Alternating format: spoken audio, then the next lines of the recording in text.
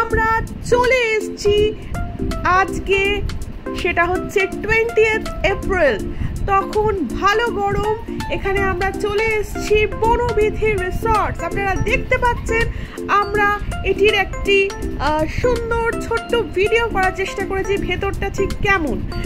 আমাদের ছিল একটা কটেজ ঘর, মাড হাউস কটেজ, যেটা খুবই সুন্দর। এই দিকটা আপনারা দেখতে পাচ্ছেন একটা সুন্দর অ্যামিউজমেন্ট পার্ক মতো আছে এখানে। এটা একটা perfect destination for a weekend. একটা স্যাটারডে সানডে সব কাজ থেকে নিজেকে রিল্যাক্স করার জন্য চলে আসতে পারেন বনবিথি রিসর্টস।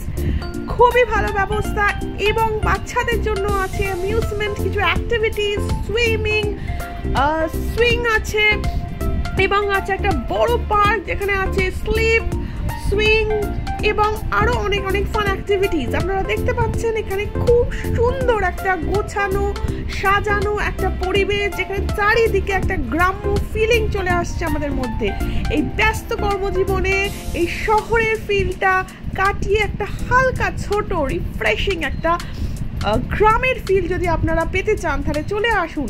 এইখানে আপনারা দেখতে পাচ্ছেন সুন্দর সুন্দর সাজানো আইটেমস, লাইক এখানে এই প্রজাপতিটা আছে এবং আরও ছোট ছোট সুন্দর সুন্দর আইটেমস আছে যেখানে আপনারা খুব সুন্দর ফটো সেশন করতে পারবেন।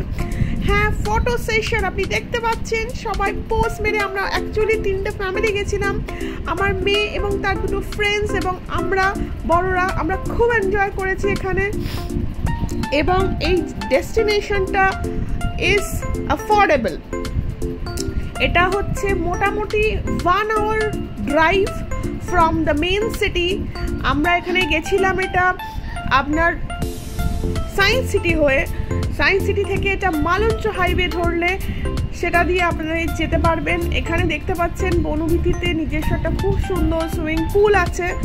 আপনারা গরমকালে গেলে স্পেশালি এই পুলটায় দারুণ অ্যাক্টিভিটিস, মানে দারুণ এনজয় করতে পারবেন। আমরা গেছিলাম এই পুলটাতে এই বিকেলের দিকে, তো আমরা খুব এনজয় করেছি। ওভারঅল পুরো এনভায়রনমেন্টটা ইজ ভেরি ভেরি রিল্যাক্সিং এবং খুব সুন্দর ডেকোরেটেড, চারিদিকে খুব সুন্দর পরিবেশ। এই যে সুইং, যেখানে আমার মেয়ে এবং তার 2 বন্ধু খুব এনজয় করছে। আপনারা ঘুরে আসুন বনবিথি।